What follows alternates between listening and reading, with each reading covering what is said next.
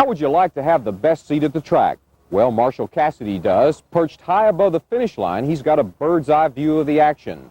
But then he has to. He calls the races. Benita Zahn takes a look at the man who's the voice of Saratoga. The flag is up. They're up. That voice, those words, they're as familiar to racegoers as the track and horses. But there's one big difference. We can see the track and the horses and the cheering crowd, but we only hear the deep, confident voice calling out the race. We never see the face, the body that belongs to that voice. The man behind the voice? Well, he's 35-year-old Marshal Cassidy II, father of 3.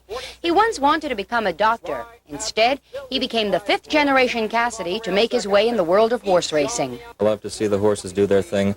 They're a very beautiful animal, and they have an objective. Some of them really show a knowledge of why they're there. They know they're supposed to be at the finish line first. And when there's a good stretched duel, I find that most moving.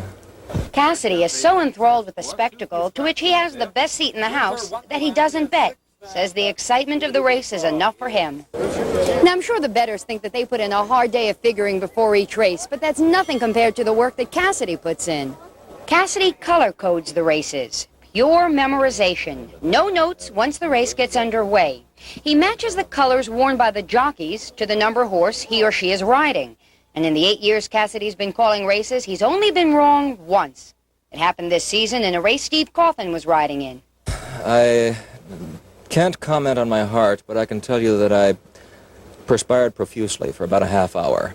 And my knees shook, and I felt embarrassed, and I felt angry, and I had to say to myself, it's time to get my act together, and went on with the second race.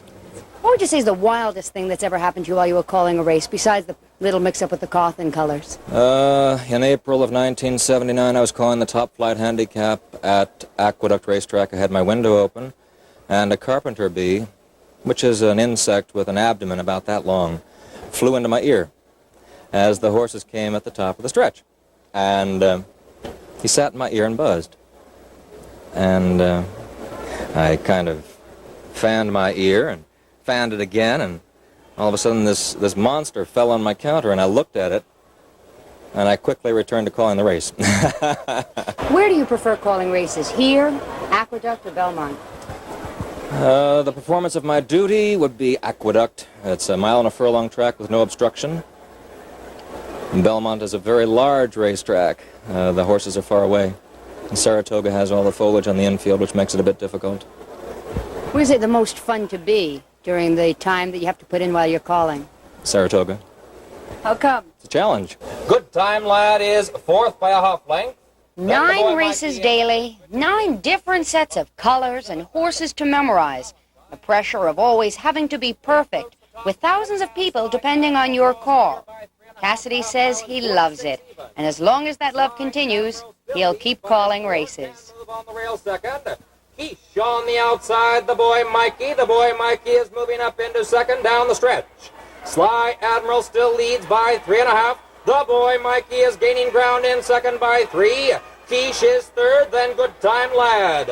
At the 16th pole, Sly Admiral on the inside.